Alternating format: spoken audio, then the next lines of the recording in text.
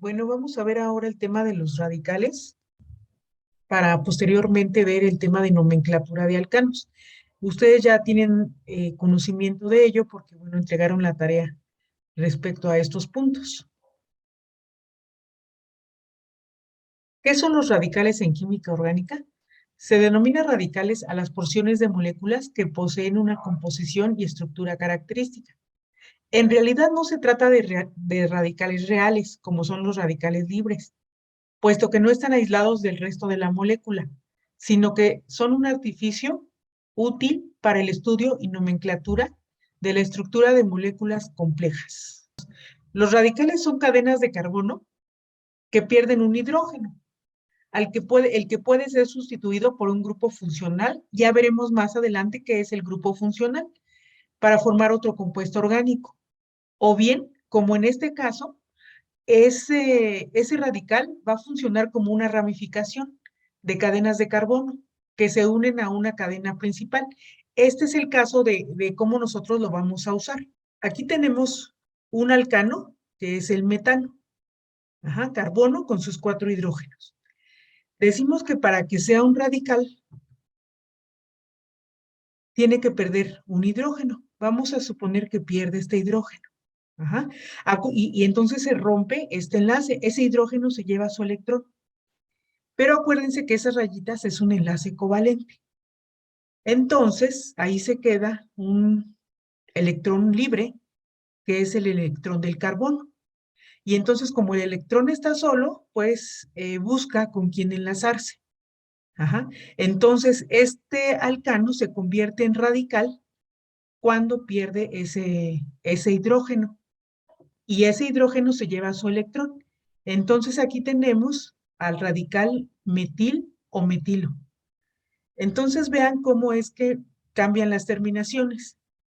Del terminación ano, que es del alcano, cambia a la terminación il o ino, para que nosotros diferenciemos cuando es un alcano y cuando es un radical, o sea, cuando ha perdido un hidrógeno. Entonces aquí tenemos el radical metil o metilo. Aquí vemos entonces un resumen de algunos radicales, de sus fórmulas semidesarrolladas. Entonces tenemos el radical metil, el radical etil, que ha perdido aquí un hidrógeno. Yo puedo poner el alcano, este es el etano, y cuando pierde un hidrógeno, entonces queda CH2, por eso queda CH2 y un enlace libre. En el caso del propil, pues se origina del propano, 3 carbonos, pero si yo veo la terminación il, pues quiere decir que entonces ha perdido un hidrógeno y entonces es un radical. Vean aquí una diferencia entre el propil y el isopropil. Ambos tienen 3 carbonos. Ajá, aquí en el propil 1, 2 y 3. En el isopropil 1, 2 y 3. Entonces, ¿cuál es la diferencia? Pues el lugar donde pierden el hidrógeno. En el propil lo pierde en un carbono de los extremos, en este caso. Puede ser este, pero también puede ser este. Ajá, entonces el propil pierde en un extremo. Y el isopropil, vean, pierden el hidrógeno en el carbono de en medio. Se usa la raíz iso para diferenciar que perdió el hidrógeno en el carbono de en medio. Posteriormente vemos la familia de los butiles. Todos estos radicales, vean, tienen 4 átomos de carbono. El butil tiene 4 átomos de carbono, el isobutil, el terbutil y el secbutil. ¿Cuál es la diferencia? Pues el lugar donde pierde el hidrógeno y la estructura. El butil, pues, viene del butano. Entonces es el más sencillo.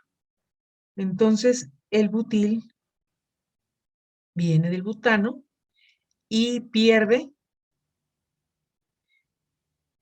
su hidrógeno de un carbono de los extremos. Puede ser de acá o acá. Por eso el enlace libre queda de este lado. El isobutil, fíjense cómo está la estructura. Ajá, son 3 carbonos en línea, uno abajo, y vean dónde pierde el hidrógeno. El terbutil también son cuatro carbonos, y vean, 3 en línea, pero es uno hacia abajo. Entonces vean cómo el terbutil es diferente, tiene diferente estructura al isobutil y al secbutil. Ujú. Entonces, esta es la razón por la cual hay muchos compuestos de carbono, porque la estructura va a definir las propiedades del compuesto, en este caso del radical.